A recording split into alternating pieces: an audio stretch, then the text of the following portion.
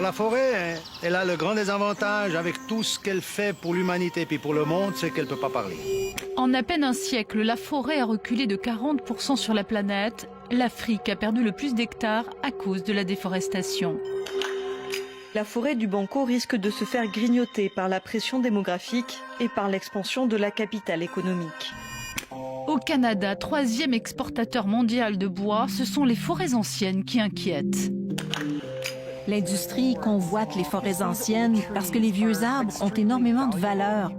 Depuis le mois d'août 2020, des militants venus de partout au Canada érigent des barrages routiers et occupent des campements dans la région de Fairy Creek, au sud de l'île de Vancouver. Et puis, il y a le changement climatique qui impacte lourdement les forêts polaires. Et dans les territoires du Nord-Ouest, le réchauffement prononcé et rapide rend la forêt plus fragile et vulnérable. Mais il y a aussi l'exemple de la Finlande qui gère la forêt de manière responsable. Notre gestion est raisonnée. Nous faisons bien attention à ce que le nombre d'arbres plantés soit toujours supérieur à celui du nombre d'arbres abattus.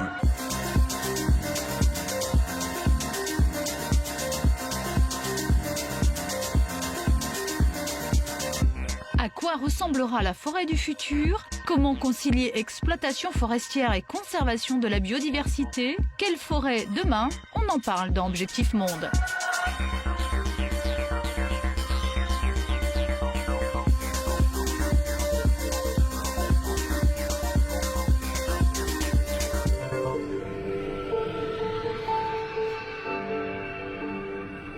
Bienvenue à toutes et à tous pour un nouveau numéro d'Objectif Monde. Pour débuter cette émission, on va partir en Suisse à la rencontre d'un amoureux de la forêt.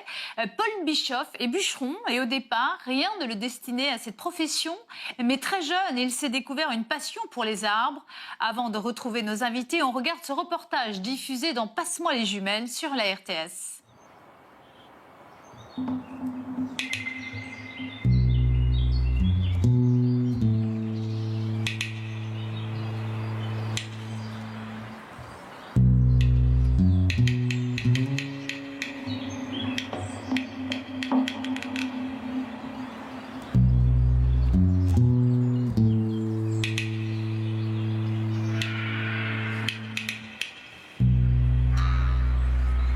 J'ai grandi dans une banlieue d'une ville, donc dans la ville de Berne, donc je suis d'origine suisse-allemande. Et puis, une fois, pendant ma scolarité, quelque chose m'a dit que je voulais aller en forêt.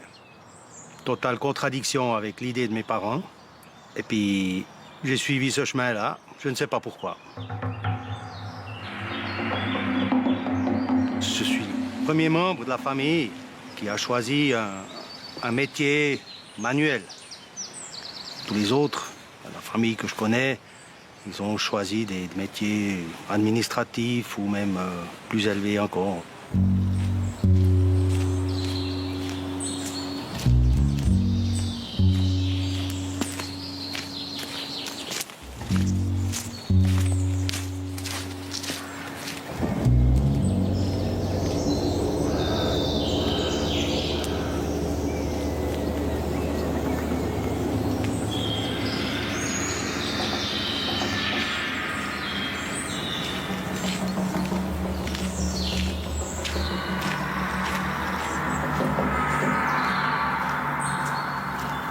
La forêt, elle a le grand désavantage avec tout ce qu'elle fait pour l'humanité puis pour le monde, c'est qu'elle ne peut pas parler. C'est une société de végétaux qui vit, qu'on doit respecter. Et moi, je me fais le défenseur de cette cause, une cause noble, qu'on n'y fasse pas n'importe quoi dans ce domaine.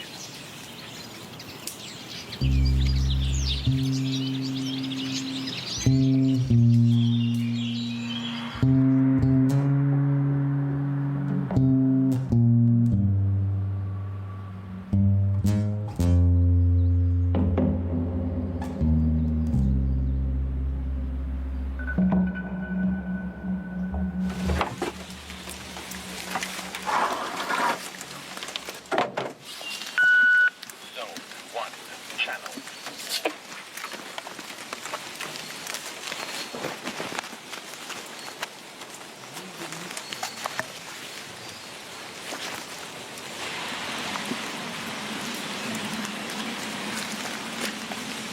On a beaucoup de hêtres qui, d'un coup, dépérissent. Et puis, ce qu'il y a, c'est que l'état du bois se détériore très, très, très vite.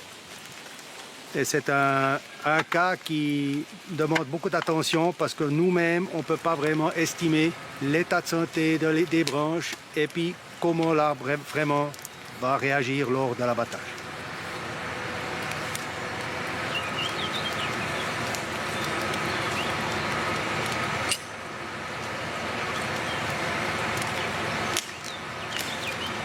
Donc on va le câbler et on va déclencher la chute de l'arbre par la traction du treuil. C'est bon.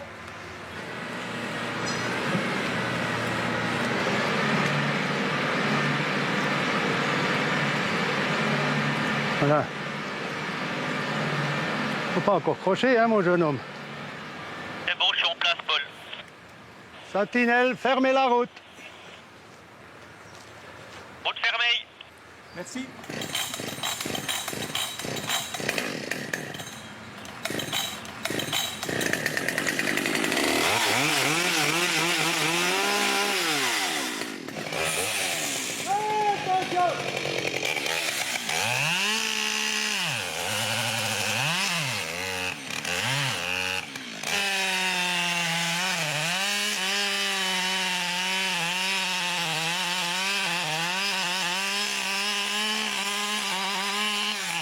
Il y a un ange gardien qui me surveille, qui m'aide, qui me guide.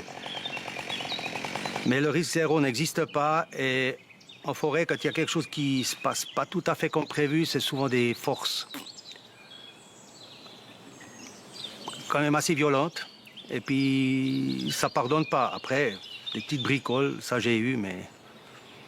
Alors, un petit peu de philosophie, si on fait pas de mal à la forêt, elle nous fait pas de mal.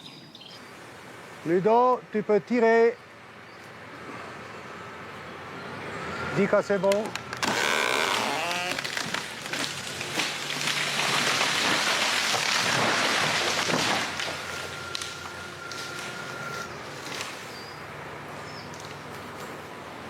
Sentinelle, c'est bon. Donc là, on voit clairement l'état du bois. Il est complètement nécrosé. Les fibres n'ont plus la possibilité vraiment de plier. C'est très cassant. Et puis après, on voit les branches. À quel point la couronne est éclatée. Il était encore bien gentil avec nous, avec le peu de qualité qu'il avait encore.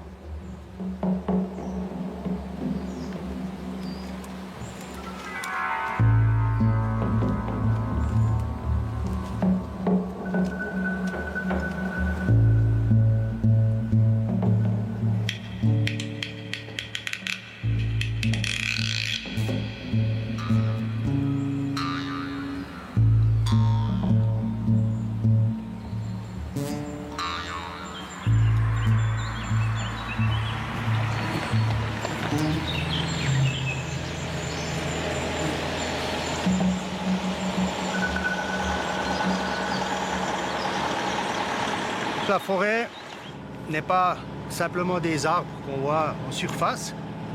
Je pense qu'il faut des années pour un petit peu s'imprégner de cette vie de société tellement rodée, tellement harmonieuse, tellement donnant-donnant.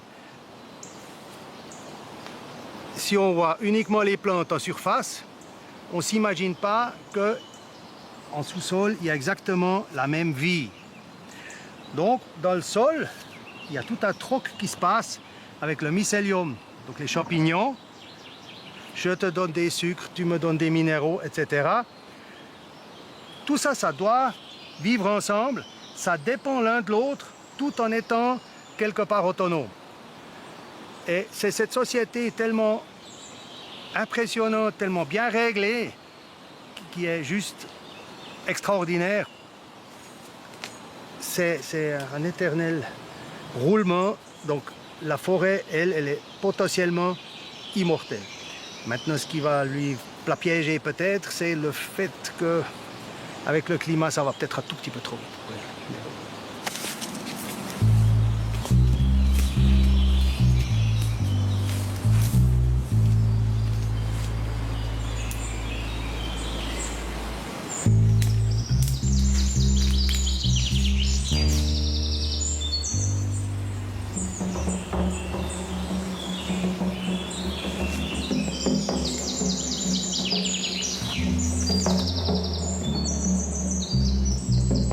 des paysagistes à grande échelle, toujours avec une vision, qu'est-ce qu'on aimerait avoir dans 60-80 ans. C'est ça qui est difficile. On a peut-être un érable là-bas. Ça risque d'être des branches d'érable. Ouais, oui, c'est un érable, je crois. Je dirais Donc aussi. on pourrait très bien être dans la bonne distance, et puis après, si on trouve quelque chose par là-bas dedans, mais bon, ça sera plus compliqué. Je m'appelle Laure. Je vais bientôt finir mes études en sciences forestières. Et à côté, j'enseigne aux apprentis forestiers bûcherons et forestières bûcheronnes de 2e année. Bon choix. Bel arbre d'avenir. Voilà. Maintenant, il suffit de trouver ses collègues. Les arbres auxquels on met des rubans bleus, c'est les arbres qu'on souhaite voir grandir, qu'on souhaite voir prendre la place pour la stabilité de la forêt et sa résistance au changement climatique. Alors, pour l'aider, on lui enlève ce qu'on appelle ses concurrents, c'est ceux qui sont en rouge. Il y aura plus de place pour l'arbre qu'on a choisi, pour qu'il puisse bien grandir et devenir fort. Ils ont la même hauteur et ils vont se concurrencer très fort, donc je l'enlèverai. Ouais, puis de toute façon, il y a les deux de chaque côté là, qui vont reprendre le relais. Là. Oui, ils vont pouvoir refermer. Ouais, Oh, maintenant. il a une belle couronne, mais dans 5 ans, celui-là, il est dedans. Ouais, il va se déployer. Celui-là, il est dessous. va Celui-là, l'embêter. il se fait pousser dans ton candidat, là. Non? Oui, c'est vrai. Donc, Donc, dans 5 ans, il va lui poser la problème. projection il de va lui- l'avenir, il Ouais. va clairement empêcher ta couronne, parce qu'il touche déjà. Ouais. Je pense qu'on a une très grande complicité. Moi, je suis d'une curiosité insatiable. Je suis une machine à questions. Et Paul a tous ses savoirs à transmettre. Moi, je viens aussi avec des nouveaux savoirs. Donc, entre les deux, on arrive à... Ouais, c'est toujours extrêmement riche, en fait, nos échanges. Là. Érable. Ici, dans la bonne distance, là. On contrôle.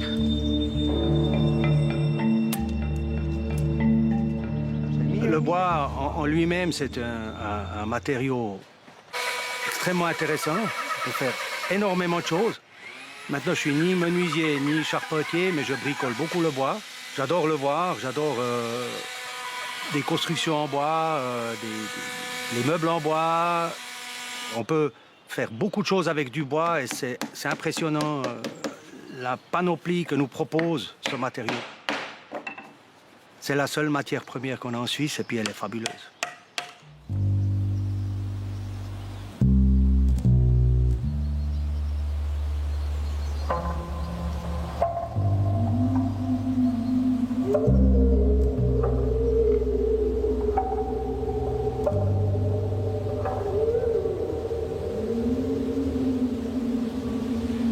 Je pense que tout à chacun a quelque part un lieu qui lui correspond et puis où on se sent bien.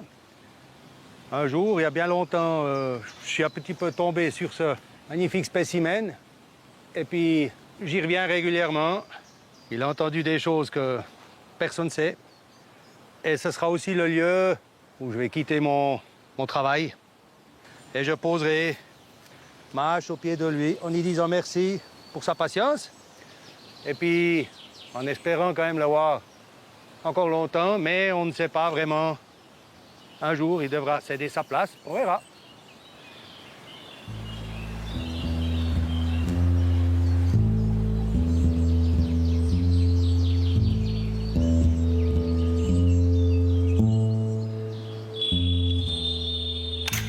Retour sur le plateau d'Objectif Monde. Avec nous depuis Genève, Stéphane Matteuzzi, réalisateur de ce reportage. Et avec nous en plateau, Églantine Goucotin. Merci beaucoup d'être avec nous. Vous êtes présidente et directrice de Ingénieurs Conseil en Environnement et Foresterie. Première question à vous, Stéphane Matteuzzi. Cette thématique de la forêt, elle vous tient à cœur. Ça n'est pas votre premier reportage. Qu'est-ce qui vous émeut dans la forêt? Est-ce que c'est une manière pour vous de défendre l'environnement que de filmer la forêt? La forêt, c'est un lieu extraordinaire où, en fait, il y a tout un microcosme de vie qui interagit entre elles et qui en fait, nous fournit il nous fournit des matières formidables. C'est un lieu aussi d'émotion, c'est un lieu magique où il y a des lumières différentes quand il y a la pluie, quand il y a du soleil. C'est un lieu où on entend le vent.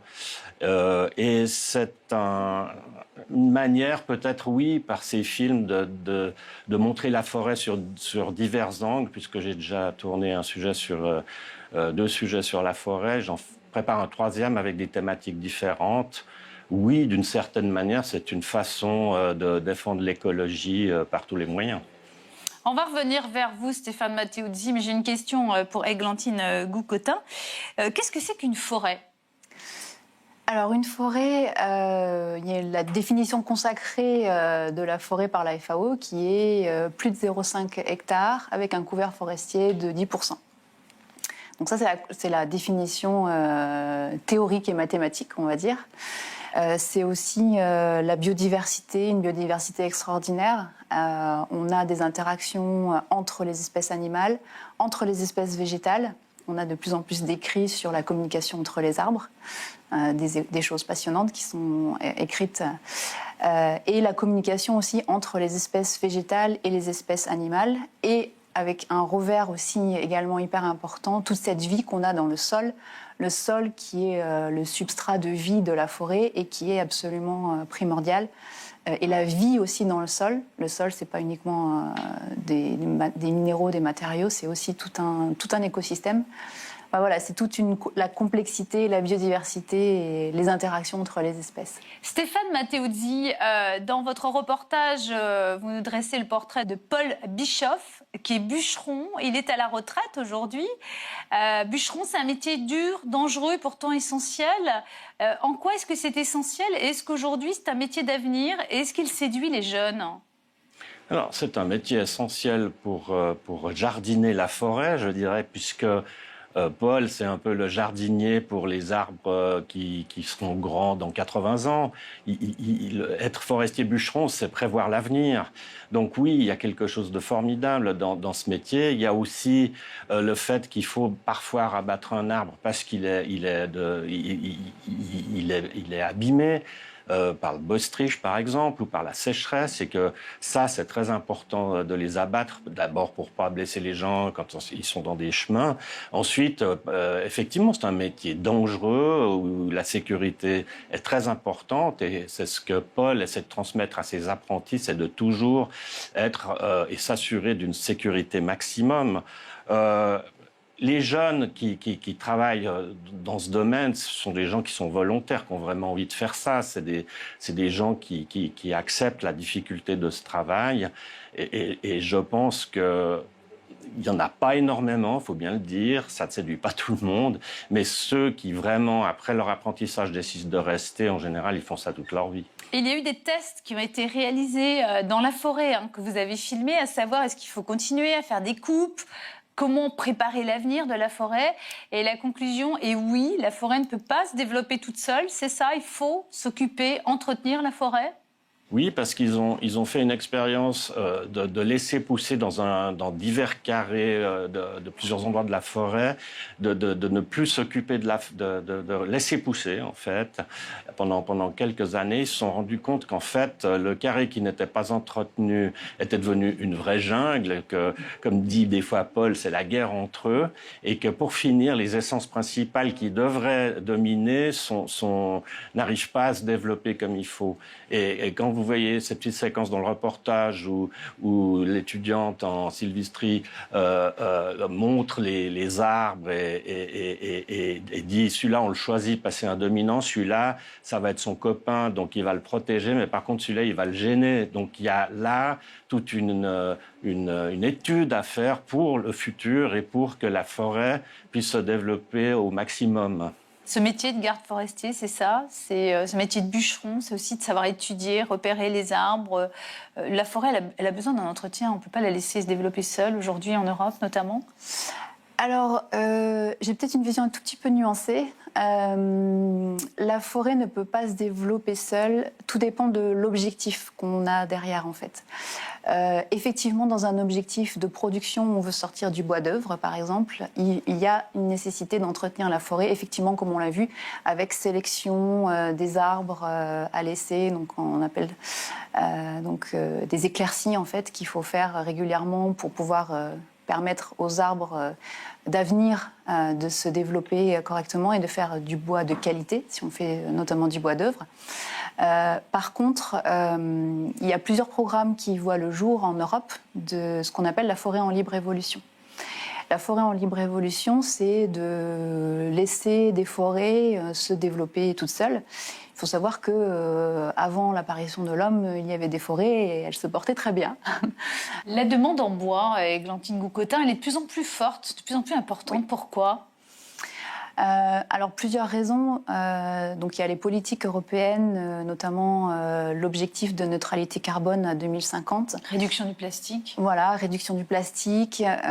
Donc, en fait, le matériau bois est utilisé en substitut d'autres matériaux beaucoup plus polluants, comme le plastique. C'est vrai qu'il y a de plus en plus, on se reporte de plus en plus sur la forêt. Et voilà, c'est un courant normal, issu d'une bonne intention derrière. D'accord. Stéphane Matteuzzi, la forêt en Suisse, comme vous l'avez dit dans votre reportage, c'est la seule matière première. C'est un secteur qui ne se porte pas très bien pourtant. Comment vous l'expliquez ? C'est-à-dire que nous avons une production de forestière qui est très minime, en fait, au niveau industrie.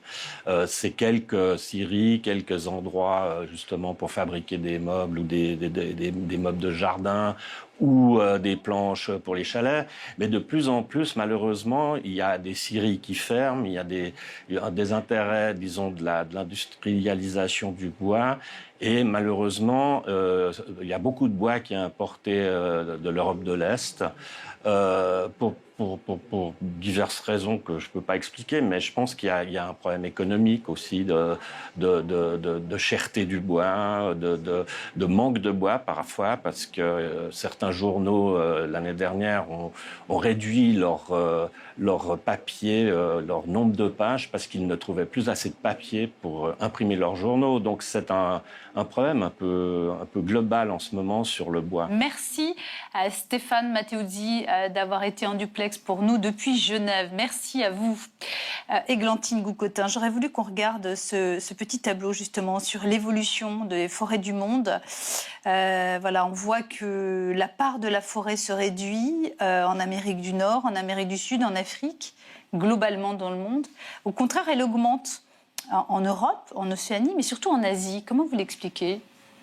Alors, il faut savoir d'abord que ces chiffres parlent de déforestation nette.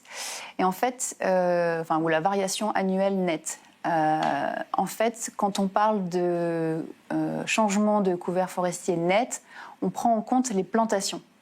Ce qui fait que, en fait, quand on calcule le taux de déforestation, on dit, OK, on a perdu 10 000 hectares, mais on a replanté 5 000 hectares, donc au final, on n'a perdu que 5 000 hectares.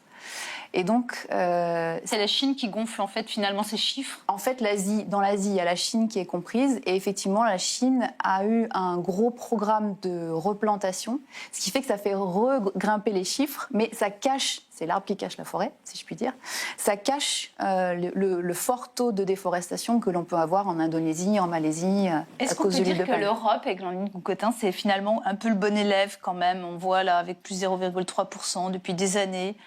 Ça fait des années que la forêt augmente. Oui, la part de la forêt augmente. Oui, tout à fait. En termes de surface forestière, la forêt augmente en Europe depuis quelques années, depuis des décennies. On a ce même phénomène en France, qui est marqué après la déprise agricole. Par contre, à savoir que en Europe, par contre, c'est plus un problème de qualité en fait, puisque on a un problème de diversité des essences. Exactement. On a toujours un peu les mêmes arbres. On plante de plus en plus de conifères parce que c'est ce qui rapporte de l'argent, par exemple. Voilà, il y a eu des grands programmes de plantation de conifères en plantation monospécifique où on a une seule espèce sur plusieurs hectares.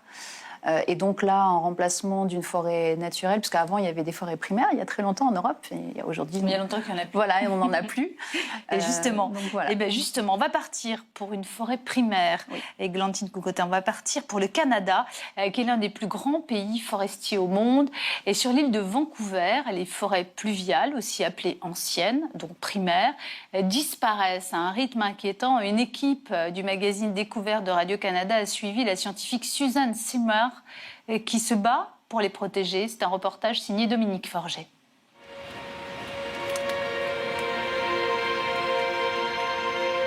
C'est un monde de géants. Des arbres majestueux couverts de mousse. Certains sont millénaires.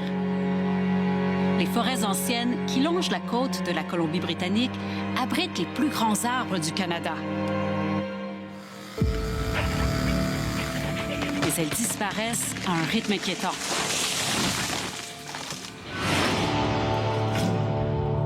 Depuis le mois d'août 2020, des militants venus de partout au Canada érigent des barrages routiers et occupent des campements dans la région de Fairy Creek, au sud de l'île de Vancouver. Ils veulent empêcher la société forestière Teal Jones de couper l'une des dernières forêts anciennes de l'île. Ce matin, une scientifique prend la route pour rejoindre les manifestants. Certains vont penser que ce n'est pas ma place comme chercheuse. Suzanne Simard est professeure à l'Université de la Colombie-Britannique.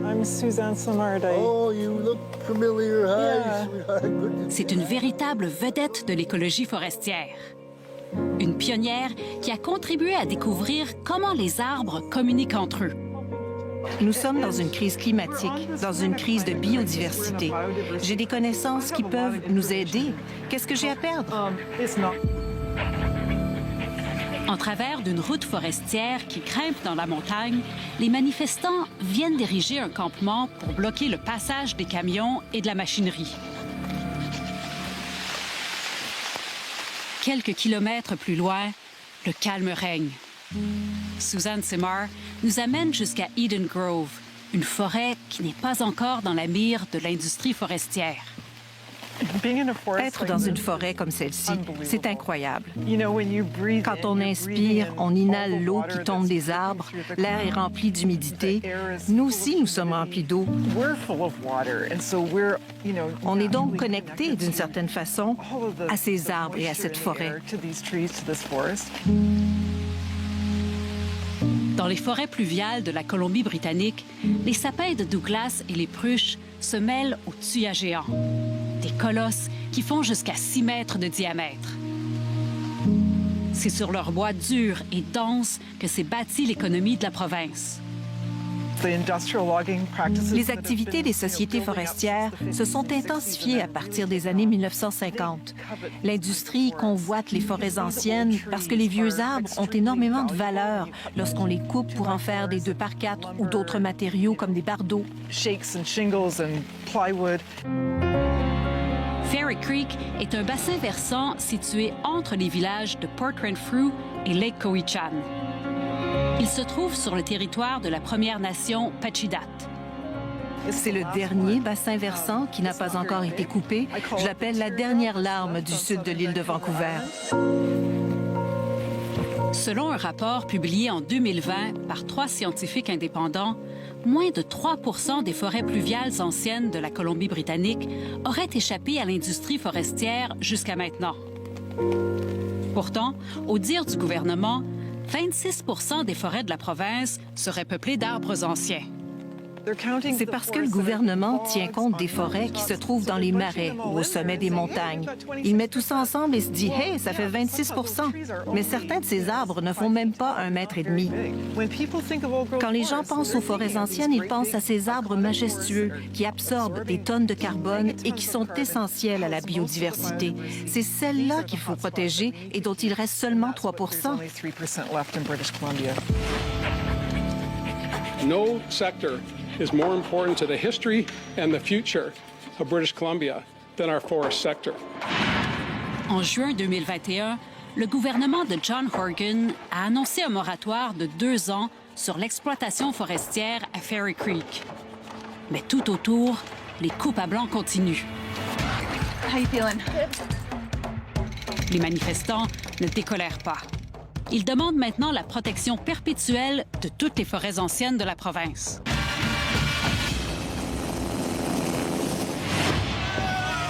Ce n'est pas la première guerre dans les bois à éclater dans la région.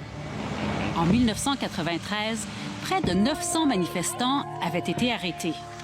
Ils s'opposaient à l'exploitation forestière dans la baie Cleoquat, près de Tofino. Les manifestants luttent aujourd'hui avec une nouvelle arme, la science. Suzanne Simard et quelques collègues ont recensé les attributs écologiques de la forêt de Fairy Creek. La quantité de carbone stockée dans ces arbres est évaluée à 1300 tonnes par hectare. C'est plus que la forêt amazonienne. Les arbres fixent le dioxyde de carbone qui se trouve dans l'atmosphère. Ils le stockent dans leurs troncs, leurs branches et leurs racines. Quand on coupe la forêt, jusqu'à 65 % du carbone retourne à l'atmosphère en moins d'une année, contribuant au changement climatique. Les résidus de coupe qui jonchent le sol sont brûlés. Le carbone stocké sous le sol, dans les racines ou les champignons, se décompose et s'évapore. Beaucoup d'arbres sont transformés en produits de courte vie, comme du papier hygiénique ou du papier. Ils se transforment en CO2 à l'intérieur d'un an ou à peine plus. Seulement une fraction du carbone reste stockée à l'intérieur du bois plusieurs années après la coupe, dans des matériaux de construction, par exemple. Après une coupe à blanc, les arbres replantés par l'industrie n'arrivent pas à capter autant de carbone que les forêts anciennes. On replante une ou deux espèces. Ce sont des forêts simplifiées. En plus, on les laisse pousser seulement 50 ou 60 ans avant de les couper. En moyenne, elles accumulent seulement le tiers du carbone que les forêts anciennes peuvent stocker.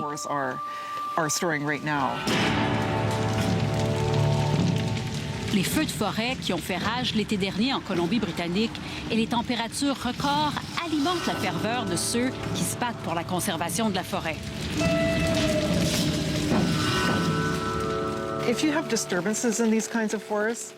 Il n'y aura pas de feu aujourd'hui parce qu'il pleut à boire debout. Mais l'été, avec le réchauffement climatique, les risques augmentent. Les forêts anciennes sont beaucoup moins inflammables que les jeunes forêts. Les vieux arbres ont plus de cire et de cuticules protectrices sur leurs épines. Ils ont des écorces épaisses qui les protègent contre le feu. Quand un feu se propage sur un vaste territoire et qu'il arrive à une vieille forêt, il s'essouffle. Au contraire, quand il arrive sur une plantation récente, surtout une monoculture, il se répand à toute vitesse.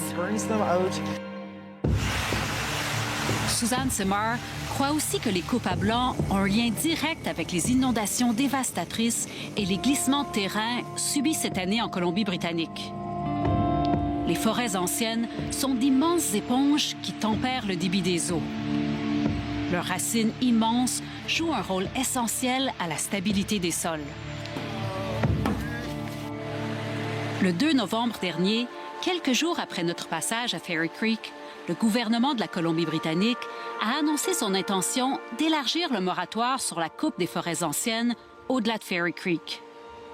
Il veut suspendre, pour 2 ans, l'exploitation de 3,6 millions d'hectares dans la province. Cela représente environ le tiers des forêts à risque. L'annonce n'a pas apaisé les manifestants. Car suspendre l'exploitation ne veut pas dire protéger la forêt à jamais. Par ailleurs, les moratoires seront appliqués seulement lorsque les communautés autochtones concernées auront donné leur accord. Certaines Premières Nations sont en faveur de la conservation, mais d'autres veulent exploiter la forêt à leur façon. À Fairy Creek, les Pachidat reçoivent des bénéfices importants de l'exploitation forestière. Ils possèdent des droits de coupe, travaillent en partenariat avec l'industrie et opèrent leur propre scierie. Leur chef, Jeff Jones, a refusé de nous accorder une entrevue. Il nous a transmis cette déclaration au nom des Pachidat et de 2 Premières Nations voisines. Dorénavant, nos Premières Nations prendront les décisions concernant notre territoire, notre eau et nos ressources, dans le meilleur intérêt présent et futur des Dididat, des Uayat et des Pachidat. Suzanne Simard est sensible aux droits des Autochtones. Eux seuls peuvent déterminer leur avenir. Mais pour elle, la conservation des forêts anciennes est dans l'intérêt de tous. Ces forêts n'ont pas de prix. Si on les coupe, c'est notre survie qui est en jeu.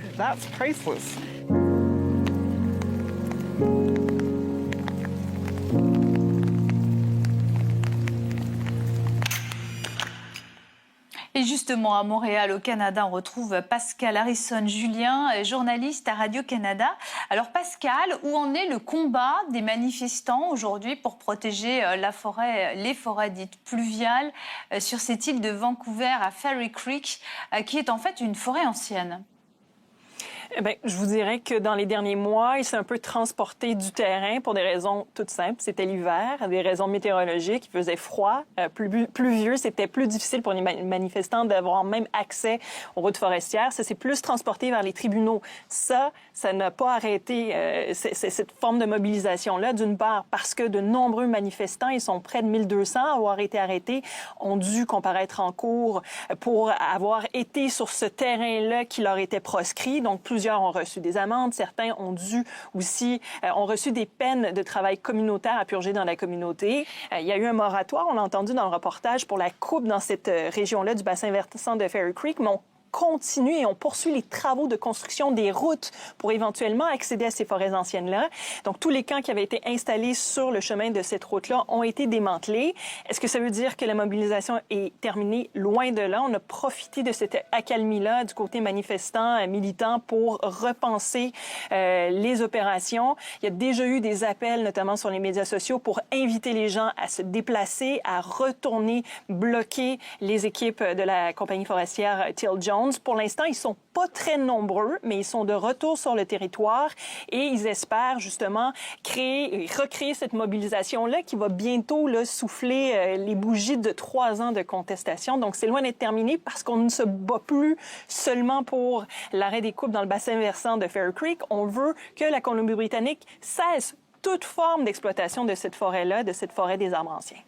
Et justement, c'est là où on se rend compte que les enjeux des défenseurs de l'environnement et les autochtones des Premières Nations ne coïncident pas forcément, Pascal Harrison-Julien. C'est comme tout grand débat de société, les communautés autochtones ne parlent pas d'une seule et même voix. Vous l'avez entendu dans le reportage de ma collègue, c'est-à-dire qu'il y a eu une énorme mobilisation autochtone de partout au pays, mais il y a ces communautés-là de la région qui, après avoir été privées des retombées de l'exploitation forestière, ont finalement droit à décider, à jouer un rôle dans cette industrie-là. J'étais allée pour l'occasion, j'avais rencontré un chef d'une de ces Premières Nations-là, les Uayat, et ce qu'il m'avait dit, il trouvait ça très douloureux de se faire dire par des manifestants, vous n'avez plus le droit d'exploiter cette forêt historique-là que son peuple exploite depuis très longtemps. Et lui, son point de vue, c'était les peuples autochtones savent comment exploiter une forêt de façon responsable. On reprend à peine le contrôle sur cette forêt-là. Laissez-nous l'exploiter de façon responsable. Aussi, on en a besoin parce qu'on utilise ce bois-là depuis très longtemps. Il est important, il est culturellement important pour nous. Donc, ce mouvement-là, oui, il y a certaines dissensions au sein des nombreuses communautés autochtones canadiennes. Et vous faites bien de rappeler, Pascal Harrison-Julien, que justement, vous avez réalisé un reportage dans cette forêt de Fairy Creek pour RAD que l'on peut consulter sur le site de Radio-Canada sur Internet. Voilà, je vous recommande effectivement de visionner le reportage de Pascal Harrison-Julien. Dernière question avec vous, Pascal Harrison-Julien. Que représente l'industrie forestière au Canada? C'est une partie très importante de l'économie canadienne. C'est beaucoup d'emplois, le bois au Canada. Oui, et c'est une industrie historique qui remonte aux premières années de la colonisation. Les forêts sont nombreuses, elles sont riches, elles sont exploitées depuis un long moment. Le plus grand producteur au Canada, c'est la province de la Colombie-Britannique, mais il y a aussi des forêts qui sont exploitées au Québec, en Ontario. C'est vraiment une industrie d'un océan à l'autre. Pour vous donner une idée, en exportation seulement, c'était une industrie qui valait plus de 33 milliards de dollars canadiens, donc un peu plus de 24 milliards d'euros. C'est très important.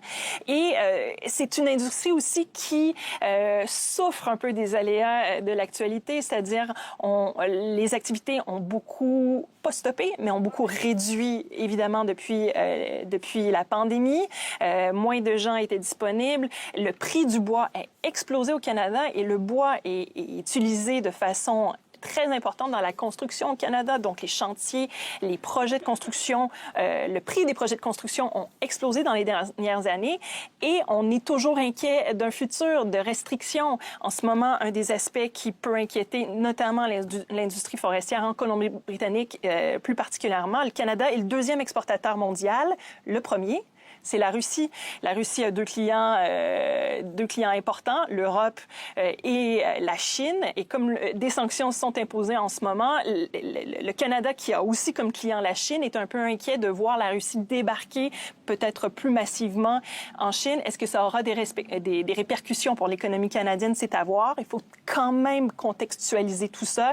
Le client le plus important du Canada en termes de bois, ce sont les États-Unis. Ce sont les plus grands acheteurs. Et il y a quelques années de ça, il y avait eu des sanctions très, très, très importantes à l'égard du bois d'œuvre canadien. Et ça avait fait un grand mal à l'industrie canadienne. Donc oui, le conflit en Ukraine pourrait faire mal à l'industrie canadienne, mais pas autant qu'un joueur comme les États-Unis qui déciderait d'augmenter des barrières tarifaires, notamment sur le prix du bois. Merci beaucoup, Pascal Harrison-Julien, d'avoir été en duplex pour nous depuis Montréal.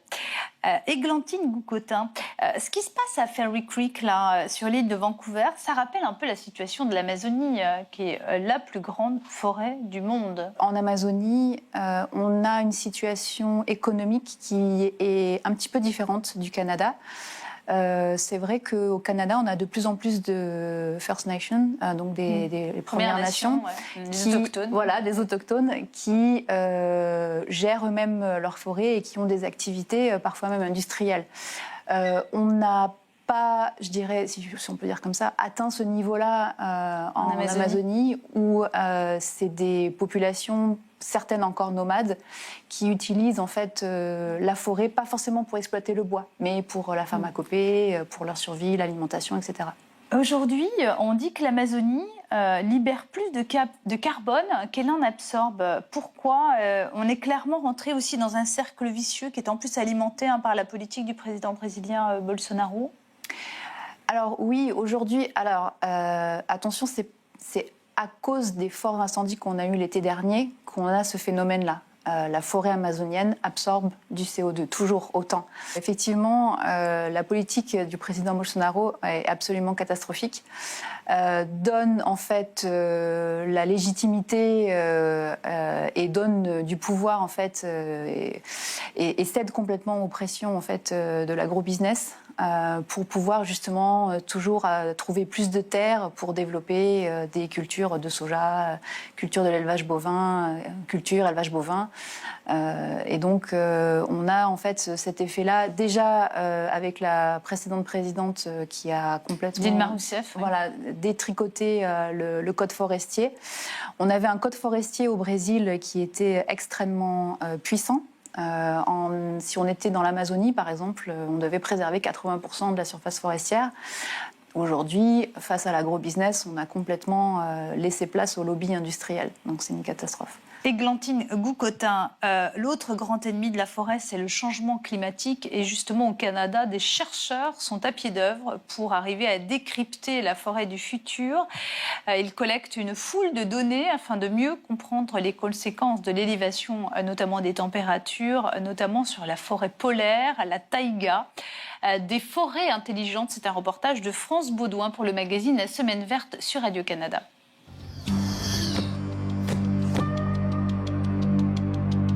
Sonde, câble chauffant, dendromètre, caméra. Cette forêt située au nord de Montréal est ce qu'on appelle une forêt intelligente. Nicolas Bélanger et son équipe y mesurent en continu une série de processus écologiques. Ce qu'on a tenté de faire ici, en fait, c'est de simuler ou d'imiter les changements climatiques en réchauffant les sols, d'environ 3 ou 4 degrés Celsius par rapport aux conditions normales. Dans les parcelles expérimentales, des câbles chauffants sont enfouis à une dizaine de centimètres de profondeur. On y mesure la tension hydrique, la force qu'exercent les racines pour prélever l'eau. Donc, c'est un indicateur très important qui nous permet justement d'évaluer notamment les stress hydriques potentiels liés au changement climatique. Son collègue, lui, vérifie si la hausse de température fait grimper le flux de carbone émis par le sol. En d'autres mots, si la respiration du système racinaire et des micro-organismes présents dans le sol renvoie davantage de dioxyde de carbone dans l'atmosphère. On utilise des chambres à flux qu'on pose sur des collets. Donc, dans le fond, ce qu'on veut chercher à faire, c'est emmagasiner le CO2 qui est émis par le sol sur une période de temps donnée. Et on prend plusieurs mesures à différents intervalles de temps pour pouvoir estimer ce flux-là, en fait. Puis, ce qu'on constate, en fait, c'est qu'effectivement, il y a pas mal de CO2 qui est émis par le sol. Plus loin, on mime les changements climatiques pour évaluer la tolérance d'espèces typiques de la forêt tempérée. Chaque petit drapeau représente un érable de provenance différente. C'est-à-dire qu'on va aller chercher des espèces sur un gradient nord-sud, différentes localités, un gradient qui va des États-Unis jusqu'à ici. Dans les placettes chauffées, Olivier Blarquès constate que la mortalité des semis est plus grande et les érables plus nordiques supportent mal le réchauffement climatique. Des relevés floristiques révèlent aussi que la biodiversité diminue de manière importante. Des centaines de pochettes remplies de feuilles sont aussi déposées dans les parcelles chauffées et non chauffées. Les chercheurs testent 4 espèces: érable à sucre, érable rouge, hêtre à grandes feuilles et peuplier à grandes dents. Ils notent la vitesse de décomposition de cette litière de feuilles. Ça, c'est important parce que si la litière ne se dégrade pas, on va avoir des changements au niveau des propriétés mécaniques des sols et puis au niveau des propriétés chimiques, physiques, qui vont éventuellement aussi jouer sur la germination. Christophoros Papas, lui, fait le bilan hydrique des arbres et évalue leur croissance. Dans cette parcelle, il suit une quarantaine d'érables 24 heures par jour pendant toute l'année. Il mesure notamment le flux de sève brute, c'est-à-dire l'eau et les minéraux puisés dans le sol par les racines et pompés du bas vers le haut des arbres par la transpiration. Le chercheur utilise une capsule de sève munie de 3 sondes, dont l'une chauffe l'arbre aux 5 minutes. La dissipation de la chaleur permet de suivre le déplacement de la sève brute. Alors là, on va mettre ça dans les troncs et on va mesurer à différentes profondeurs comment cette chaleur qu'on va donner va propager dans les bois. Le différentiel de température entre la sonde chauffante et les 2 autres sondes détermine la quantité d'eau qui transite à travers la tige de l'arbre. Cette donnée permet de connaître la sensibilité de chaque espèce au stress hydrique. Mettons, il y a des arbres qui transpirent beaucoup sans trop réfléchir qu'est-ce qui va arriver demain. Et il y a des arbres qui sont un peu plus conservateurs et disent, OK, peut-être, mettons, demain, on peut avoir une sécheresse. Moi, je vais être préparé. Je ne vais pas être trop en stress. Quand un arbre transpire ou subit un stress hydrique, des mouvements d'eau font rétrécir le tronc et provoquent des micro-variations radiales tout au long de la journée. Ces appareils, des dendromètres, détectent ces variations. Ces mesures permettent aussi d'évaluer l'impact du changement climatique sur la croissance et la période de croissance des arbres et de transposer les données à l'échelle du paysage. Cette forêt, nichée dans les Laurentides, devrait donc éventuellement lever le voile sur bien des mystères. Et elle fait partie d'un réseau d'une quarantaine de forêts intelligentes, le réseau Smart Forests, créé par Dan Nisha. Pour bien comprendre comment la forêt va affecter et influencer, on a besoin de mettre nos réseaux ensemble de différentes placettes à travers le Canada. Grâce à ce réseau, le chercheur pourra suivre ce qui se passe sur le terrain pendant 10 ans. Et ces données seront d'autant plus intéressantes qu'elles seront représentatives de tous les écosystèmes forestiers du pays. Dans l'Ouest canadien, ils disent que le peuplier faux tremble est très vulnérable aux sécheresses. Dans l'Est, au Québec, on dit que c'est une des espèces qui est résistante aux sécheresses. Donc, si on travaille juste à une localité, on n'est pas capable de départager ces trouvailles-là et comprendre où quelque chose change, pourquoi ça change. La quantité colossale d'informations recueillies grâce à ce réseau de forêts intelligentes servira à développer des modèles prévisionnels de croissance des forêts. L'industrie forestière et les gouvernements pourront adapter leur stratégie sylvicole en conséquence.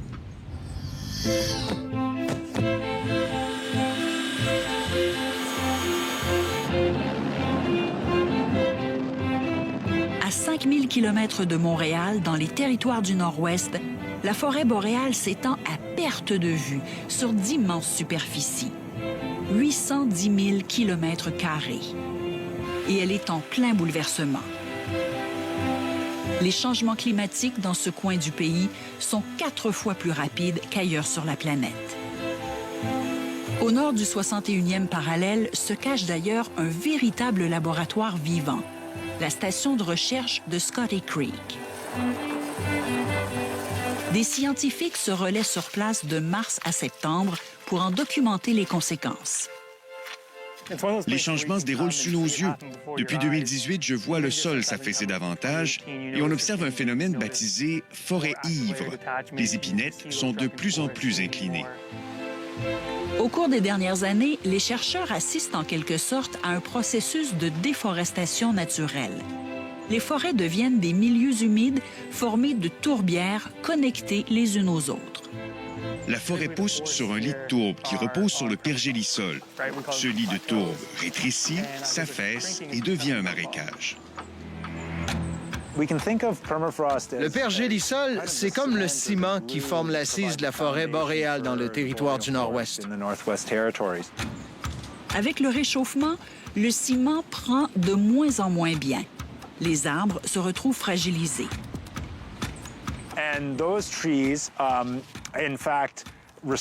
Les arbres suivent ces mouvements de gel et de dégel.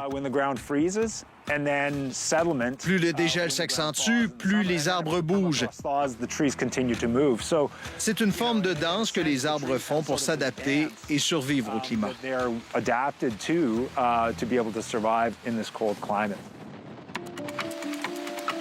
Des membres des Premières Nations des Tchos sont partenaires du programme de recherche à Scotty Creek. Ces gardiens de la forêt ont le mandat de documenter les changements qu'ils observent. Ça m'inquiète de voir ces forêts ivres qui dépérissent. Ça t'inquiète? Pourquoi? Parce que ça risque d'avoir un impact énorme sur la faune. La forêt, c'est leur habitat, leur refuge. Dans les territoires du Nord-Ouest, la forêt boréale est profondément ancrée dans le mode de vie des habitants. Les conséquences du réchauffement risquent donc d'être dramatiques. À Yellowknife, la biologiste Suzanne Carrière inventorie les impacts possibles du réchauffement sur la faune. Il y a des changements sur tous les animaux de la taïga où on est. Les grands cycles faits de déclin et de remontée des populations sont typiques de cet écosystème nordique. Mais avec les changements climatiques, les cycles sont modifiés et des phénomènes nouveaux surviennent. On voit de plus en plus de caribous, de femelles, qui vont mourir en plein été. On peut avoir des grosses canicules dans la taïga. Les bœufs musqués, eux, des habitués de la toundra, se déplacent de plus en plus vers les forêts du sud. Des espèces montent aussi une à une vers le nord, le cerf de Virginie, entre autres. Ces changements modifient peu à peu l'écosystème forestier. Du haut des airs, des problèmes phytosanitaires de plus en plus aigus sont aussi observés. À partir des inventaires aériens qu'il réalise pour le gouvernement, Jacob Olesinski produit chaque année un bilan de santé de la forêt. Les dégâts causés par la tordeuse des bourgeons de l'épinette l'inquiètent. La tordeuse de bourgeons de l'épinette a toujours été présente ici.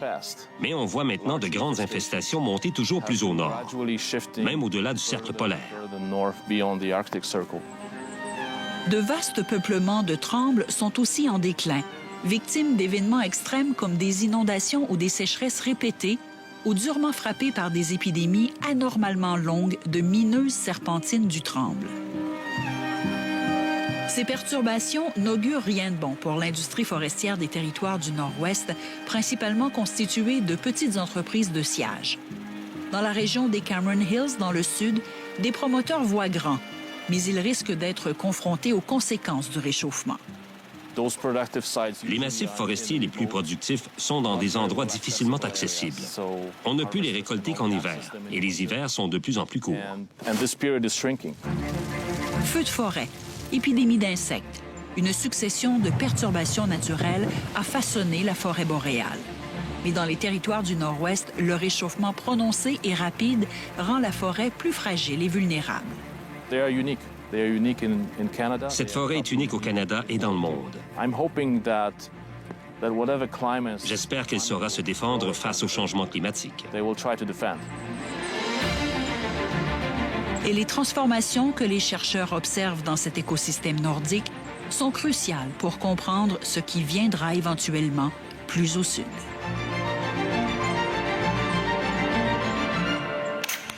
Voilà, retour sur le plateau d'Objectif Monde. Églantine Goucotin, la taïga, qu'on appelle aussi la forêt boréale, elle va être plus touchée que les autres forêts par le changement climatique? Alors, ça va être un bouleversement global pour toutes les forêts. Est-ce que la forêt boréale va être plus touchée que les autres forêts? Je ne pense pas forcément. En fait, ce qu'il faut voir, c'est que c'est vraiment un dérèglement climatique, donc avec des conséquences, des températures, une augmentation de température globale, mais des variations après au niveau des microclimats. C'est des augmentations de sécheresse. La forêt tropicale va souffrir aussi des augmentations de sécheresse. Justement, il n'y a pas un risque qu'avec le réchauffement, les espèces qui résistent au froid disparaissent, on va dire les essences endémiques qui poussent en Europe, qui sont originaires, propres à l'Europe, elles disparaissent pour laisser leur place peut-être aux plantes tropicales, aux essences plus tropicales? Alors, pas forcément. Et d'abord, ce que je voudrais dire, c'est que il y a beaucoup d'incertitudes. On fait pas mal de scénarios, il y a des prévisions. Ça fait des années qu'on fait des scénarios, ça fait des années qu'on prévoit que l'aire de répartition de telle espèce va diminuer, le hêtre va très mal supporter l'augmentation de chaleur, etc. Finalement, c'est pas vraiment le cas. Au final, on se rend compte que le hêtre résiste beaucoup mieux que ce qu'on avait prévu dans certains scénarios. Et de plus, en fait, souvent les scénarios se contredisent. Et pour moi, mon avis, la seule certitude qu'on a aujourd'hui, c'est qu'on ne sait pas ce que ça va donner. Pour moi, il ne faut surtout pas généraliser ce qui va se passer, puisqu'on ne sait pas du tout comment ça peut réagir. Et faire un petit peu aussi confiance à la forêt qui, aujourd'hui, il y a certains écrits qui parlent déjà de changements dans les gènes, de certains chênes qui sont mieux adaptés aujourd'hui que les plus anciens qui commencent à... Enfin, en tout cas, les jeunes qui seraient plus adaptés aujourd'hui à la sécheresse. Donc, peut-être aussi un peu faire confiance et voir aussi, attendre en fait, de voir comment la forêt évolue, la suivre, la surveiller bien sûr, mais pas forcément partir dans une voie en se disant que l'augmentation de température va faire amener certaines essences. Alors on va regarder justement, parce que reboiser, c'est aussi ce qui permet de lutter contre la désertification, et on va regarder justement ce projet de la Grande Muraille Verte qui sort de terre depuis plusieurs dizaines d'années à travers le Sénégal, la Mauritanie, le Mali, le Niger, bref, toute la bande sahélienne. Où en est-on de ce projet pharaonique et est-ce que ça fonctionne? Est-ce que les terres deviennent cultivables, arables? Est-ce que les déserts reculent? Ce projet de Grande Muraille Verte, je pense que c'est un projet qui est très vertueux. Par contre, ça fait longtemps qu'on en parle. Aujourd'hui, il y a des choses qui sont en train d'être faites, il y a des discussions qui sont en train d'être faites. Pour moi, aujourd'hui, le projet n'est pas forcément abouti et je pense que faut dire aussi que c'est plusieurs pays qui doivent se donner la main. Et c'est beaucoup de pays en doivent guerre, s'entendre. en plus, ce qui n'arrange absolument rien, effectivement. Les conflits, le contexte, voilà. Alors justement, on va rester en Afrique avec cette question. Comment protéger la forêt face à l'expansion des villes? À Abidjan, en Côte d'Ivoire, la forêt du Banco est menacée par le développement de la capitale économique devenue parc national depuis 1953. Cette forêt du Banco est avec Tijuca à Rio de Janeiro, au Brésil, la seule forêt primaire située au sein d'une métropole. Et pour la protéger, les autorités ont fait ériger un mur. On regarde le reportage de Christelle Pire, la correspondante de TV5 Monde à Abidjan. Ce sont près de 3500 hectares de forêt qui s'étendent à perte de vue.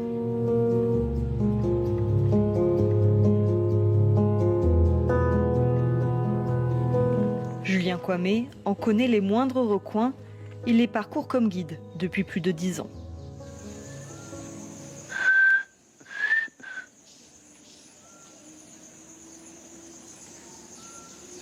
Ils vous répondent là? Ah oui. Une partie du Banco est composée de forêts primaires, des ébènes, bambous, lianes qui ont toujours été protégées de la main de l'homme, un refuge pour les animaux et les végétaux. Les Ivoiriens appellent ça jaune amer. Jamais ils mettent dans des bouteilles pour traiter le palu. Et ils consomment ça, mais ils n'ont jamais vu l'arbre. Mais ici, comme on ne prélève pas, on leur montre, c'est parce qu'on a conservé que peut-être vous arrivez à connaître l'arbre. Mais au-delà de sa biodiversité, la forêt du Banco est vitale pour la capitale économique ivoirienne. C'est un véritable précurseur de pluie pour tout Abidjan. Donc s'il pleut mieux à Abidjan, c'est grâce à cette forêt. Donc non seulement il fournit de l'eau potable à Abidjan par rapport à sa nappe phréatique, c'est aussi le poumon vert d'Abidjan, parce qu'une forêt tropicale peut absorber 39,9 tonnes de CO2 par hectare. Respirer l'air pur, c'est ce que les visiteurs viennent chercher ici. La nature, le calme, et en même temps, voilà, ça me permet de faire du sport et puis voilà, de me replier chez moi-même, voilà, loin du bruit et de la pression de la ville. Nous, quand on vit sur Abidjan, on est un peu éloigné de la nature. Donc souvent, il faut venir les enfants pour qu'ils puissent voir un peu comment les choses sont. Voilà. Pas qu'ils vont s'habituer seulement à la voiture. Mais la forêt du Banco risque de se faire grignoter par la pression démographique et par l'expansion de la capitale économique. À Abidjan, la population a presque triplé en 35 ans. Les autorités ont alors lancé la construction d'une enceinte, 10 km de murs, sur les 25 que forme le périmètre du parc. On est à 0,90% de perte. C'est vraiment moins d'1%. Mais on estime que cela est suffisamment grave pour ne pas courir le risque de voir des superficies encore plus importantes être perdues. C'est en cela que le mur est important, de sorte à ne même plus donner lieu à ce genre de phénomène d'occupation. De quoi aussi éviter le braconnage ou la coupe de bois et les incursions dans le parc national, dont la rumeur abidjanaise a longtemps fait un repère de bandits. Dans le quartier de Ndotré-Sotrapim, la boutique de Mariam Zaïba fait désormais face au mur d'enceinte. Et pour elle, c'est plus de sécurité. Parce qu'avant, c'était la forêt. On avait peur. Même pour marcher, même dans la journée, même tu as peur. Cet autre habitant, à lui, dû arrêter d'aller cueillir des écorces. Ça, on pourrait trouver une ou deux plantes qu'on pourrait prendre rapidement à côté pour venir. Pas pour détruire la forêt, mais seulement pour se soigner. La forêt du Banco, un sanctuaire à protéger coûte que coûte, alors que la Côte d'Ivoire pourrait perdre la totalité de sa surface forestière d'ici 2050. Retour sur le plateau d'Objectif Monde, Églantine Goucotin. La Côte d'Ivoire a perdu 40% de sa surface forestière en 40 ans, plus de 80% de ses forêts depuis 1960. La culture du cacao, elle explique en grande partie cette disparition de la forêt. Oui, tout à fait. Oui, c'est essentiellement pour la production de cacao qu'on a déforesté pour pouvoir planter en fait. Et la perspective de la démographie, on sait que la population sur le continent devrait, on va dire, doubler d'ici 2050. Ça risque d'accroître encore la pression sur la forêt, justement ? Oui, alors effectivement, aujourd'hui, il reste plus que 2 millions d'hectares de forêt, selon les derniers chiffres. On est passé de 16 millions d'hectares à 2 millions d'hectares. Il y a pas mal de choses qui se font maintenant avec le développement de l'agroforesterie notamment, mais par contre, la pression urbaine va être effectivement un autre problème. Églantine Goukotin, vous avez travaillé, vous connaissez bien une autre forêt qui est la forêt congolaise. Il est question justement que la République démocratique du Congo avait décrété un moratoire pour mettre fin aux attributions de nouveaux permis de coupe d'arbres. Où en est-on? Est-ce que ce moratoire, il était respecté? On dit aussi que le gouvernement pourrait mettre fin à ce moratoire en 2023. Où en est-on? C'est assez complexe parce qu'en fait, on ne met pas un moratoire juste pour dire qu'on a mis un moratoire, mais on fait des choses. Et en fait, l'objectif du moratoire, c'était de réviser les plans d'aménagement forestier, parce qu'en fait, il y a beaucoup de concessions forestières qui commencent les aménagements sans avoir un plan d'aménagement forestier validé par l'autorité administrative. Ce qu'on est en train de comprendre, là, c'est quand même que le trafic de bois est une dimension importante, que l'exploitation hors contrat, ou en tout cas avec des contrats qui ne sont pas très, bien ficelés, ou en tout cas pas totalement correctement négociés, sont légion. Est-ce que vous avez des estimations justement concernant le trafic de bois dans la forêt du Congo? Oui, alors il y a une ONG qui publie pas mal de choses sur le bois illégal, Chatham House, qui est estimé à plus de 87% du bois exploité en RDC qui était illégal. Donc c'est des chiffres assez alarmants. Églantine Goukotin, on va prendre la direction de Madagascar à présent, qui a perdu près de 2/3 de sa forêt en 60 ans, et plus de 90% des Malgaches utilisent le bois et le charbon pour se chauffer et cuisiner. Et dans un pays où une grande partie de la population vit en dessous du seuil de pauvreté, eh bien lutter contre la déforestation est difficile. Mais vous allez voir, promouvoir la défense de la forêt peut aussi être un facteur d'accompagnement du développement dans les zones rurales. On regarde tout de suite le reportage de Volana Azafi à Manonsoa pour TV5 Monde. Nous sommes dans l'aire protégée d'Analalav, dans l'est de Madagascar. Dans cette petite forêt de près de 230 hectares vivent plusieurs espèces de lémuriens, ainsi que la plus grande chauve-souris de Madagascar. Gervais est botaniste. Pour lui, il est important de protéger cette forêt qui abrite une dizaine d'espèces de plantes qu'on ne trouve qu'ici. Les lémuriens, les chauves-souris, ces animaux ne peuvent vivre que dans la forêt. C'est là où ils mangent, c'est là où ils vivent, où ils dorment. Quand la forêt est détruite, ils n'ont plus de maison et ils meurent. C'est pareil pour les plantes, que les villageois utilisent comme plantes médicinales. Elles meurent aussi. Là, regardez, il y a un lémurien à front blanc. Là-haut. Rémi Razak est garde forestier depuis la création de cette aire protégée il y a 16 ans. Au début, de nombreux villageois venaient ici couper du bois illégalement. Mais Rémi a beaucoup discuté avec la population de l'importance de la protection de la forêt. Avant, quand on attrapait quelqu'un en train de couper un arbre, on l'obligeait à en replanter 10, 20 même. Aujourd'hui, les gens ont compris que la forêt ne leur appartient pas personnellement, mais qu'elle nous appartient à tous. Et au fur et à mesure, ils ont arrêté de venir ici pour couper des arbres. Dans cette aire protégée, il n'y a plus de problème de coupe illégale depuis plusieurs années. Mais ailleurs, la déforestation sévit. Aujourd'hui, la forêt ne représente que 12% de Madagascar, un pays essentiellement agricole où les paysans brûlent la terre pour cultiver et donc se nourrir, et où plus de 90% des habitants utilisent le bois et le charbon pour cuisiner et se chauffer. Dame Tsirambes est charbonnier dans le sud de Madagascar, la région la plus pauvre et la plus aride du pays. Il n'y a rien à manger, il n'y a pas d'eau pour cultiver. Mais s'il y avait de la pluie, s'il y avait de quoi manger, si on avait de l'argent, je ne couperais pas les arbres parce que je sais que cela détruit l'environnement. Et en plus, ça nous rend malades. On a du mal à respirer en faisant ce travail. Pour le ministère de l'Environnement, difficile de lutter contre la déforestation si on ne lutte pas également contre la pauvreté. Les gens viennent détruire les forêts puisqu'ils n'ont pas de quoi vivre où ils sont. Donc on ne peut plus se contenter de dire « arrêtez de couper les arbres ».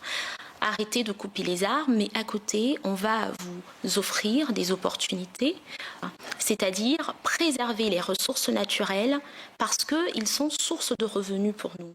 D'autres sources de revenus comme l'agroforesterie. Dans la réserve d'Anna-la-Lave, l'ONG Missouri Botanical Garden a créé une pépinière pour offrir des plants aux agriculteurs. Grâce à ce projet, Emmanuel Razak s'est mise à cultiver du girofle il y a 8 ans. Avant, je transportais du bois et je remerciais Dieu quand je pouvais gagner 50 centimes par jour. Maintenant, avec le girofle, quand c'est la saison, je peux vendre 20 à 30 kilos pour 2 à 5 euros le kilo de girofle.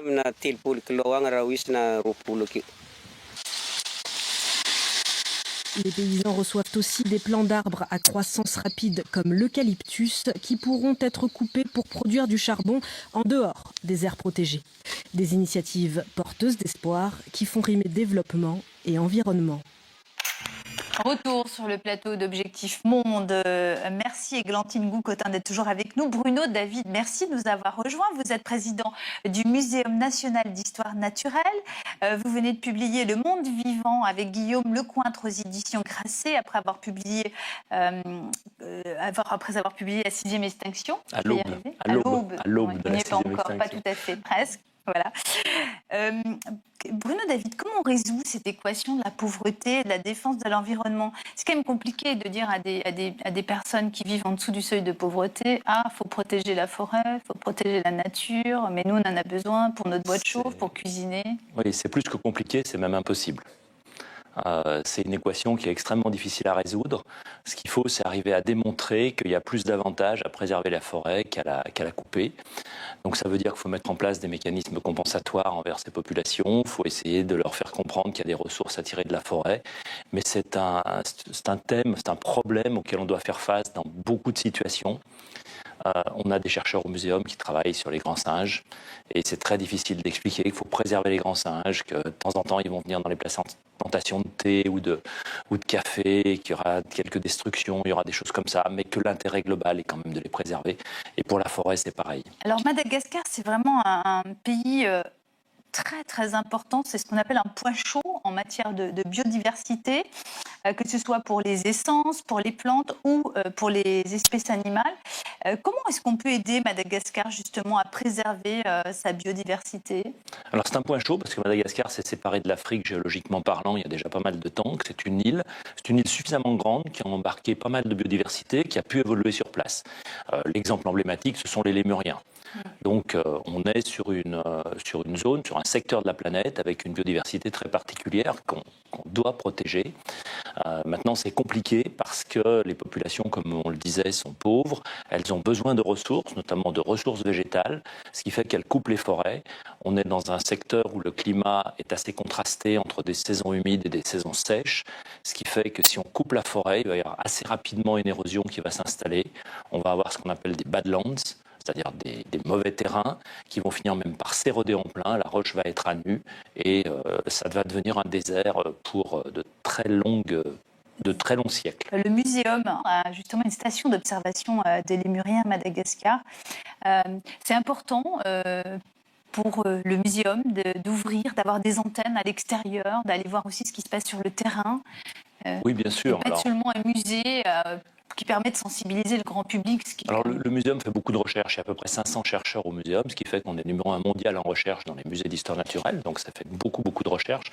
Et on a notamment une station de recherche à Madagascar qui a été faite d'ailleurs pour travailler sur les propithèques couronnés qui sont une espèce de lémurien particulière. Mais il faut voir que les Malgaches eux-mêmes entretiennent avec les lémuriens, il y a une grande diversité d'espèces de lémuriens, des relations très particulières. Il y a une relation entre la culture malgache et la nature des lémuriens qui est vraiment très étroite, très imbriquée. Les aïaïs par exemple, il y a des obsèques d'aïaïs et ils sont mis dans des petits cercueils, il y a des processions qui sont faites sur des dizaines, voire des centaines de kilomètres parce que c'est considéré comme étant la réincarnation de rois et donc il y a cette relation très particulière. Et ça c'est aussi un levier pour protéger la forêt parce que quand on discute, et je l'ai fait avec des malgaches, on voit cette relation particulière et ils ont envie de protéger leurs lémuriens aussi, qui représentent vraiment quelque chose de fondamental dans leur culture. Et ça, c'est un levier puissant pour dire mais il faut protéger la forêt.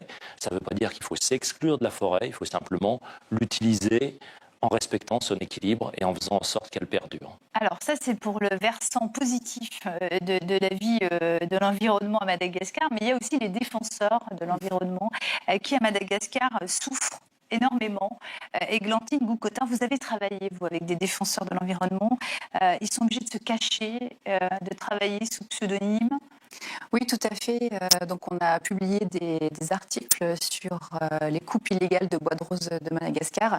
Et en fait, pour communiquer en fait sur ces sujets-là, en fait, il devait communiquer avec un pseudo, ne pas me dévoiler son identité, moi-même ne jamais dévoiler son identité. Donc, je la tairai toujours aujourd'hui. Et utiliser en fait une fausse adresse électronique. Enfin, voilà, ça allait très très loin pour le protéger parce qu'effectivement il était menacé si jamais on découvrait tout ce qu'il dénonçait en fait en termes de coupe de bois illégal. Est-ce qu'interdire le bois illégal, le bois pillé, faire une traçabilité du bois, comme on l'a fait pour le diamant, est-ce que c'est une solution ou pas ?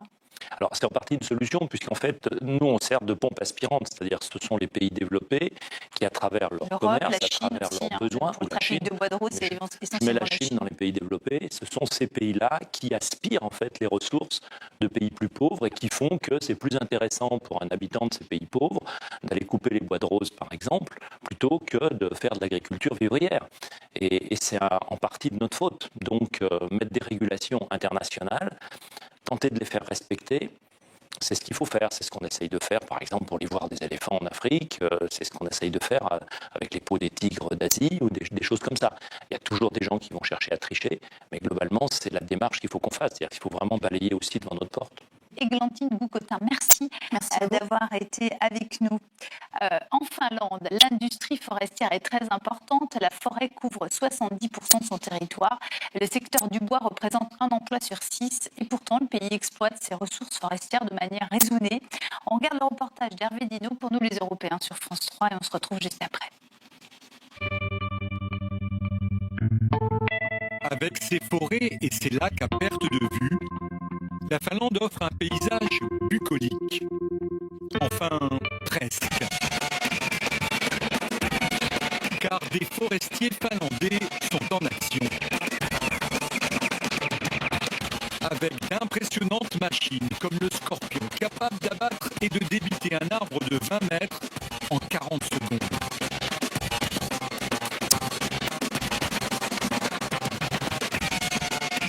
Chaque morceau est calibré au millimètre près en fonction des demandes des clients. Si les engins sont de plus en plus puissants et efficaces, le souci majeur des forestiers est de gérer la ressource de manière responsable. La forêt pousse 7 jours sur 7, mais nous ne travaillons que 5 jours. Notre gestion est raisonnée. Nous faisons bien attention à ce que le nombre d'arbres plantés soit toujours supérieur à celui du nombre d'arbres abattus. Katharina, la fille d'Ismo, n'a que 17 ans, mais elle envisage déjà de prendre la relève. La filière bois, c'est un secteur porteur, un emploi sur 6 en Finlande. Le savoir-faire national en foresterie est d'ailleurs reconnu dans le monde entier. Le constructeur de ces machines, la société Ponce, est leader sur le marché européen et exporte ses engins dans 46 pays. La forêt couvre 70% du pays. Le bois, c'est l'or noir de la Finlande, alors pas étonnant que derrière un arbre parfois se cache une raffinerie.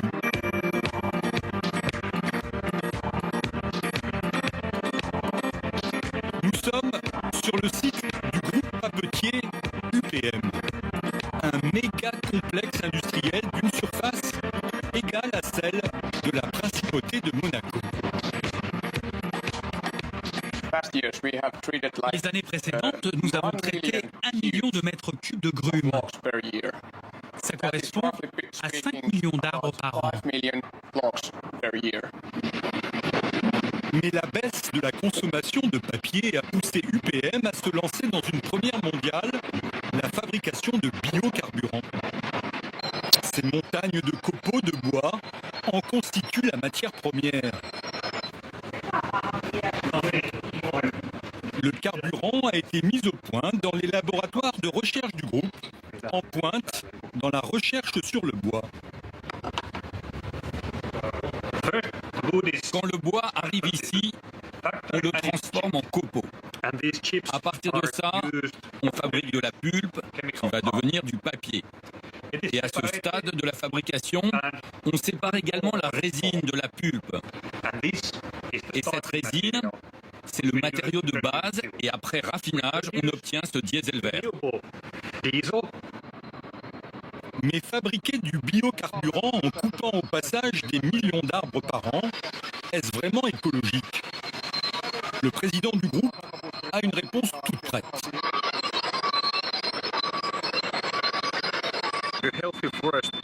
Une forêt en bonne santé pousse bien si vous l'entretenez.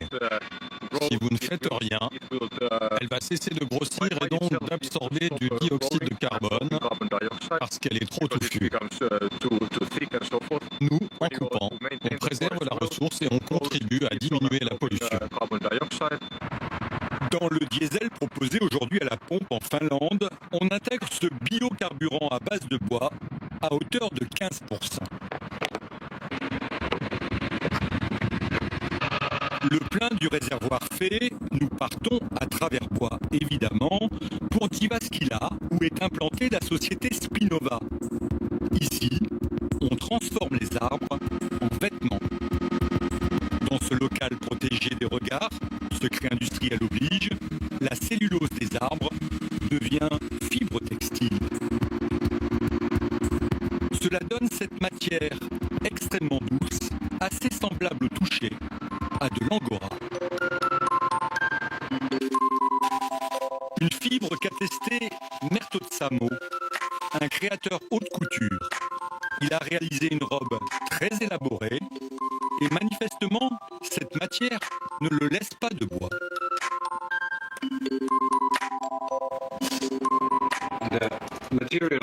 Ce tissu est très facile à travailler.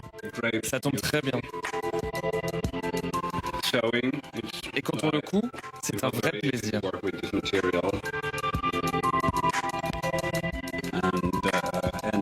Et surtout, le résultat est très joli. Le fondateur de Spinnova, Janne Poranen, a travaillé durant 15 ans dans l'industrie papetière.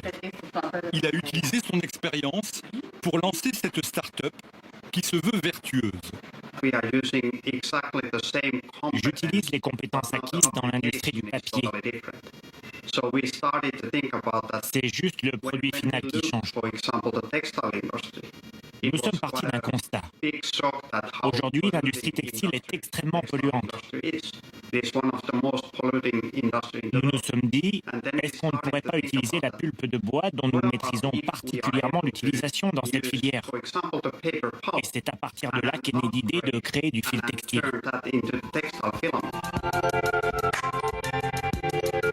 Ce fil n'est pas encore commercialisé à grande échelle, mais plusieurs industriels du textile ont réalisé des essais et créé cette gamme de vêtements très diversifiée. Cette robe fabuleuse faite entièrement à la main a été portée par une députée le jour de la fête de l'indépendance. Le bois, une matière que l'on veut préserver et gérer de façon raisonnée en Finlande.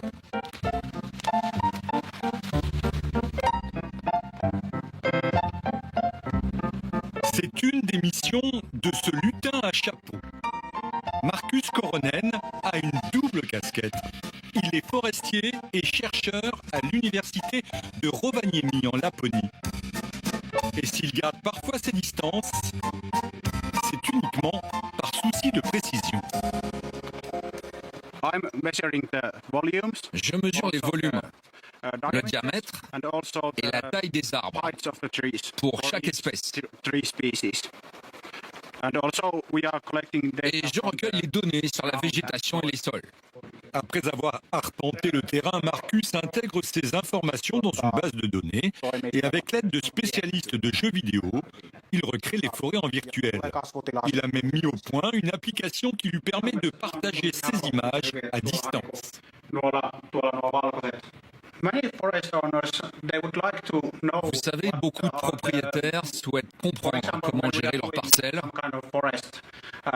Ils veulent obtenir une visualisation pour savoir à quoi va ressembler leur forêt si l'on intervient. Et ils veulent connaître les répercussions économiques et environnementales. Et tout ça, c'est possible grâce à cet outil. À 1000 km de là, à Helsinki, nous retrouvons Mikko. Il utilise l'application Virtual Forest. Bonjour Marcus, tu m'entends? Oui, très bien. Mikko vient d'acquérir une forêt au centre du pays et souhaite obtenir les conseils d'un spécialiste pour gérer sa parcelle. Comme tu peux le voir ici, on est dans une zone avec beaucoup de sapins. Ce qu'il faut faire ici, c'est simplement les laisser pousser. Je pense qu'il est trop tôt pour les couper. Tu vois, je peux même te simuler la croissance future de tes arbres.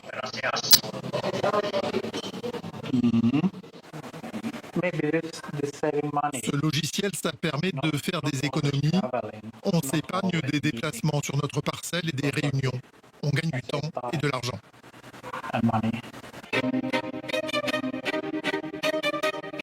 En Finlande, on prétend qu'aucun habitant ne vit à plus de 5 minutes d'une forêt. Et c'est vrai que même à Helsinki, elle s'étale à proximité immédiate du centre-ville. C'est un lieu de détente, un vrai cocon pour les citadins, quel que soit leur âge.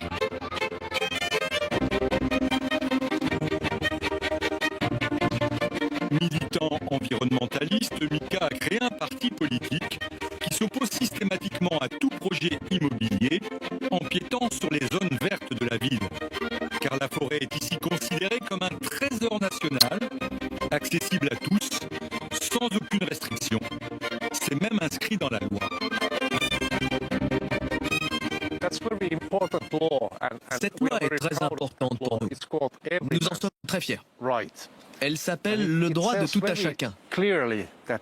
Elle dit clairement que toute personne a le droit de se rendre dans n'importe quelle forêt, même privée, de cueillir des plantes, des baies sauvages, et vous pouvez aussi camper librement 1 ou 2 journées où vous voulez. Et manifestement, cette histoire d'amour a encore de beaux jours devant elle. Voilà, c'était donc un reportage signé Hervé Dino, l'appel de la forêt. Bruno David, cet exemple de la Finlande, il est inspirant pour vous? Est-ce qu'au contraire, il peut pas faire présenter un certain danger? Alors, il est intéressant. D'abord, la Finlande, c'est un pays qui est couvert de forêts, donc forcément, ils protègent leurs forêts, ils l'exploitent aussi beaucoup. Ce qui me surprend un petit peu, c'est qu'ils font des coupes à blanc. Donc, ça veut dire qu'ils coupent complètement les arbres à un endroit donné. Bon, pourquoi pas, c'est une forêt boréale qui est une forêt relativement simple, presque monospécifique, pas tout à fait, mais essentiellement des sapins, enfin des conifères. Donc, bon, ils arrivent à la gérer parce que c'est un pays où il y a de l'humidité, où ça va, puis on sent qu'ils sont très amoureux, très attachés à leur forêt. Donc, on peut faire confiance aux Finlandais pour pérenniser cette forêt. Tout le monde a le même rapport à la forêt d'un continent à l'autre ou pas? Pas du tout. Pas du tout, même d'un endroit à l'autre, au sein d'un même continent, puisque les Finlandais n'ont pas le même rapport à la forêt que pourraient les avoir des Français ou des Espagnols, par exemple. Le Canada, on a vu 2 exemples. Il y a eu l'exemple de l'île de Vancouver, et puis il y a la taïga plus nordique, effectivement, où là on retombe sur des forêts qui sont relativement homogènes. On voit bien qu'il y a ces immenses espaces et c'est un petit peu tentant d'aller couper beaucoup d'arbres. Ce qui m'a plus choqué au Canada, c'est les coupes à blanc qu'on avait dans l'île de Vancouver, où là on a une forêt pluviale qui est terriblement arrosée par les pluies qui viennent du Pacifique. Et je m'y suis rendu il y a quelques années dans l'île de Vancouver. J'étais à cet endroit-là justement. On a des forêts absolument magnifiques avec des arbres à croissance quand même très lente, même s'il pleut. Donc on a des arbres qui sont non pas pluricentenaires, mais dont certains qui sont plus que millénaires. Et ils font des coupes à blanc à travers ça, c'est-à-dire qu'ils coupent absolument tout. Et ça, c'est un petit peu surprenant. Écologiquement parlant, j'ai trouvé ça bizarre. Parce qu'on a 2 options face à une forêt. Soit, enfin, il y a même 3 options. Soit on n'y touche pas. Ça fait une forêt qui reste un peu primaire, très sauvage, généralement totalement impénétrable. Donc, en termes d'aménité, de loisirs qu'on peut avoir dans la forêt, c'est pas forcément ce qu'il y a de mieux. On peut faire des coupes à blanc, et dans ce cas-là, il n'y a plus de forêt, puis on attend que ça repousse, ou on peut avoir une utilisation raisonnée de la forêt. Et j'ai beaucoup aimé l'exemple suisse, si je peux revenir sur l'exemple suisse. On voit très bien le soin qu'ils prennent à leur forêt. C'est une gestion qui est compliquée. C'est un petit peu la même qu'on a en France d'ailleurs, hein. On est très similaire finalement à cette gestion des Suisses. Ils vont marquer les arbres qu'ils vont garder, ils vont essayer de regarder, celui-ci on peut le garder, les deux autres à côté on peut les couper parce que ça dégagera de la place. Ils prennent vraiment le temps de comprendre leur forêt, de l'analyser et de voir comment certains arbres vont pouvoir le mieux se développer, quitte à en couper d'autres. Ça suppose une exploitation beaucoup plus difficile, bien sûr, parce que ça veut dire qu'il faut extraire les arbres qu'on aura coupés au milieu des arbres qui resteront. C'est bien plus difficile qu'une coupe à blanc. Mais c'est vraiment, pour moi, c'est ce qu'il y a de pratiquement de mieux. Si on veut concilier les loisirs qu'on peut avoir en forêt, une exploitation pour le bois et les ressources naturelles de la forêt, et puis quand même la préservation d'un écosystème le mieux équilibré possible. Merci beaucoup Bruno David d'être venu sur le plateau d'Objectif Monde. Merci à vous. Merci à vous. Voilà, également. c'est la fin de ce nouveau numéro. Merci aux télévisions partenaires et aux reporters qui ont participé à cette émission. Merci aux médias francophones publics pour leur soutien. Vous pourrez retrouver cette émission sur les réseaux sociaux, sur le site internet de TV5 Monde et sur la plateforme TV5 Monde+. On se quitte en images, morceaux choisis de tous ces reportages et à très vite pour un nouveau numéro d'Objectif Monde. Les forêts anciennes qui longent la côte de la Colombie-Britannique abritent les plus grands arbres du Canada, mais elles disparaissent à un rythme inquiétant. Moins de 3% des forêts pluviales anciennes de la Colombie-Britannique auraient échappé à l'industrie forestière jusqu'à maintenant. Une partie du Banco est composée de forêts primaires, des ébènes, bambous, lianes qui ont toujours été protégés de la main de l'homme, un sanctuaire à protéger coûte que coûte, alors que la Côte d'Ivoire pourrait perdre la totalité de sa surface forestière d'ici 2050. Les paysans reçoivent aussi des plants d'arbres à croissance rapide comme l'eucalyptus qui pourront être coupés pour produire du charbon en dehors des aires protégées. Des initiatives porteuses d'espoir qui font rimer développement et environnement. Mais dans les territoires du Nord-Ouest, le réchauffement prononcé et rapide rend la forêt plus fragile et vulnérable. Cette forêt est unique au Canada et dans le monde. J'espère qu'elle saura se défendre face au changement climatique. On peut faire beaucoup de choses avec du bois et c'est impressionnant la panoplie que nous propose ce matériau. C'est la seule matière première qu'on a en Suisse et puis elle est fabuleuse. Une forêt en bonne santé pousse bien si vous l'entretenez. Si vous ne faites rien, elle va cesser de grossir et donc d'absorber du dioxyde de carbone parce qu'elle est trop touffue.